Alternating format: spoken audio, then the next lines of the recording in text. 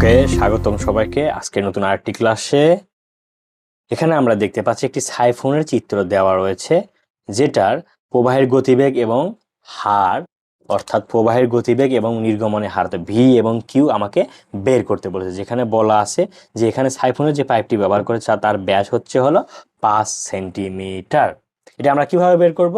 Q এবং V এর মান, এখানে আননোন মান কি, এখানে বের করতে বলেছে হলো কিউ এর মান অর্থাৎ হার এবং বের করতে বলেছে হলো গতিবেগ অর্থাৎ ভি। তাহলে কিউ এবং ভি বের করতে বলেছে। কিউ এবং ভি আমরা কিভাবে বের করব?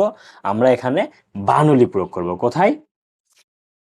এটা যদি আমার উপাত্ত তল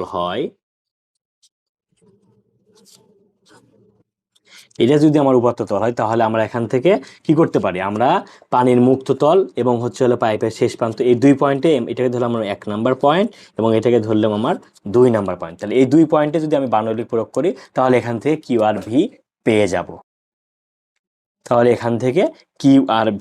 যাব। আমরা জেনারেল কনসেপ্ট থেকে আমরা এর আগে ম্যাথই জেনেছি, সেটা হলো পানির মুক্ত তলে এবং পাইপের শেষ প্রান্তে, মুক্ত তলে পানির মুক্ত তলে কি শূন্য? বেগ শূন্য হয় এবং চাপ শূন্য হয়। ঠিক সেরকম ভাবে পানির মুক্ত প্রান্তে এখানে আমরা জানি ধর্মরেখ, যেমন পানির মুক্ত প্রান্ত থেকে পানি কিন্তু অবশ্যই একটা বেগে বের হবে, তার মানে এখানে বেগ রয়েছে। কিন্তু এখানে আমরা দেখতে পাচ্ছি মুক্ত তলটি একবারে উপাত্ত তলের সাথে লাগানো, অর্থাৎ এখানে আবার জেড শূন্য, এই পয়েন্টে এসে আবার কি হবে? জেড শূন্য। পাশাপাশি আমরা মুক্ত তলে পানি যখন পাইপ থেকে বের হয়ে যায়, পানি যখন পানি যখন পাইপ থেকে বের হয়ে যায়, পাশাপাশি পানি যখন, ধর এটা আমার পাইপ, এই পাইপ সেকশন থেকে পানি যখন এভাবে বের হয়ে যাবে তখন আর কোনো চাপ থাকবে না। তার মানে আমার এই মুক্ত প্রান্তে এখানে কি? চাপও শূন্য। শুধুমাত্র এখানে কি থাকবে? বেগ থাকবে, কারণ যখন পানি বের হয়ে যায় তখন কিন্তু একটু গতিবেগ নিয়ে বের হয়ে যায়, তার মানে এখানে আমার বেগ এক্সিস্ট করতেছে। আবার এখানে যদি চিন্তা করি তাহলে এখানে হচ্ছে পানির টপ সারফেসে অর্থাৎ উপরিপৃষ্ঠে, এখানে কি? চাপ শূন্য, এখানে চাপ শূন্য, তারপর এখানে বেগও শূন্য। কিন্তু এখানে কিন্তু এটা যদি ডেটাম উপাত্ত তল হয় তাহলে এখান থেকে এতদূর পর্যন্ত উচ্চতা রয়েছে, অর্থাৎ এখানে জেড রয়েছে, এবং যেহেতু এখানে একবার উপাত্ত তলে মিশে গেছে তাহলে এখানকার জেড ইজ ইকুয়াল টু হবে 0। তাহলে এখন আমরা যেটা করব, প্রবাহের গতিবেগ এবং হার নির্ণয় করার জন্য আমরা এখন যেটা করব, উভয় প্রান্তে বার্নৌলি প্রয়োগ করব। উভয় প্রান্তে বার্নৌলি প্রয়োগ করলে আমরা জানি z plus V one whole square ভাগ হচ্ছে হলো 2g প্লাস পি ওয়ান ভাগ হচ্ছে হলো ওমেগা। আবার এ পাশে z two plus V two whole square ভাগ হচ্ছে হলো 2g প্লাস পি টু ভাগ হচ্ছে হলো ওমেগা। দেখো এখানে প্রথম তলে যদি আমরা খেয়াল করি তাহলে এখানে চাপ শূন্য, তাহলে এটা 0 0। তারপর এখানে বেগও শূন্য, তাহলে এটাও 0 0। কিন্তু এখানে শুধু জেড এক্সিস্ট করতেছে, জেড এর মান কত? এখানে 4 মিটার, তাহলে 4 প্লাস বাদ বাকি সব 0। আবার এখানে এসে আমার কি? জেড শূন্য।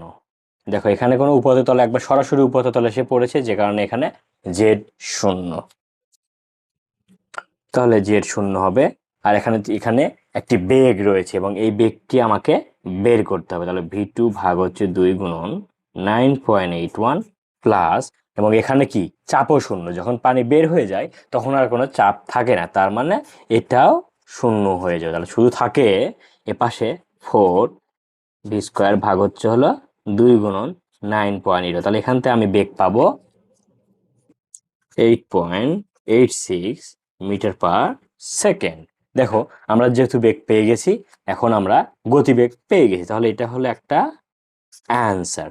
এবং এখন আমরা যেটা করব, নির্গমনের হার বের করবো অর্থাৎ কিউ। তাহলে কিউ ইজ ইকুয়াল টু আমরা কি জানি? কিউ ইজ ইকুয়াল টু আমরা জানি এ ভি। তাহলে এখানে আমরা ভি পেয়ে গেছি, তাহলে এটা এখানে বলা আছে ব্যাস হলো 5 সেন্টিমিটার, তাহলে পাই ভাগ 4, যেহেতু মিটার পার সেকেন্ডে, তাহলে 5কে আমরা মিটার করে নেই, গুণন বেগটা কত? 8.86 ক্যালকুলেটরে দিই তাহলে পাবো 0.001739 মিটার কিউব পার সেকেন্ড। কিন্তু কথা হলো মানটি অনেক ছোট এসেছে, তাই আমরা এটাকে চাইলে লিটারে কনভার্ট করতে পারি। আমরা জানি 1 প্রতি ঘনমিটারে থাকে হলো 1 লিটার। তাহলে এখানে